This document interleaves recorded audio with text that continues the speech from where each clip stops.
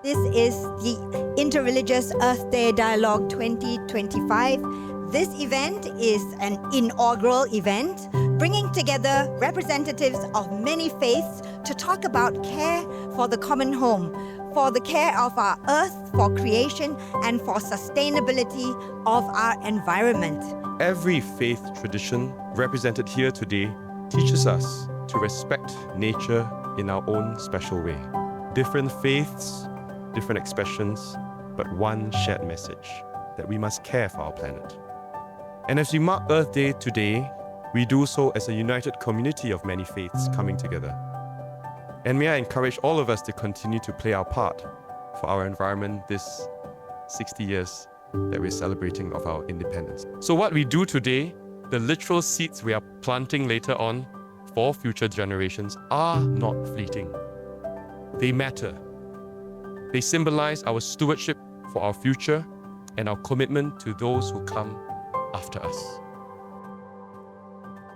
Today's tree planting is significant in the sense that it's a symbolic way to show that we are giving back to nature what we always take from nature. But how often do we have a chance to give back? Having this safe space where all of us from different faiths could come together, it was very interesting to me to see how there are different facets to how each faith might approach environmental stewardship and their priorities in creation care. I think it's now taking it to the next step where we can now come together and put some of these thoughts, actions and principles in actionable items so that we can work together to achieve some of these aims.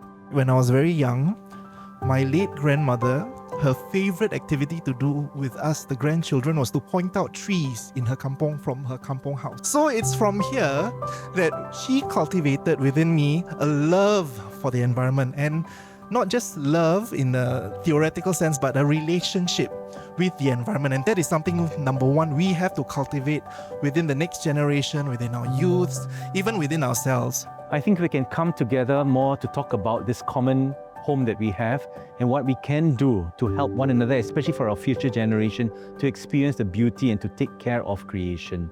We discuss a lot about food because food brings everyone together, but more so we appreciated the sharings from our Buddhist friends who gave us perspectives about eating from nature and how you have to try your best to choose the better. One of the challenges we're all facing right now is that how can we learn about this more regularly? One of the things that we're trying to figure out is that maybe we could have a newsletter where sometimes we hear inspiring stories, but not just, wow, great, amazing work, but what are the challenges that we're facing? Today really marks a point for me to really realize that in the arena of interfaith, I think we should go beyond just conversations, but in action itself, how do we protect the nature earth? When the preservation and well-being of the environment around us allows us to continue living the way that we want to do, and that we also have a responsibility to our future generations, all the more it is important for us to tap on every angle and every lens of examining these issues to be able to craft the kind of solutions. Pope Francis is a man of relationship with Mother Earth and a relationship with each other without barrier. We are all the children of the Mother Earth. Pope Francis reminded us to be good stewards of Earth, to be good stewards of love, and to be good stewards of life.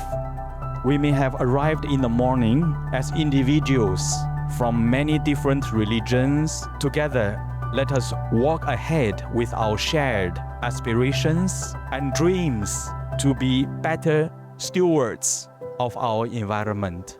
Let this Interreligious Sustainability and Earth Day event deliver a message. Truly, the great religions seek the good of each person in this common home of ours.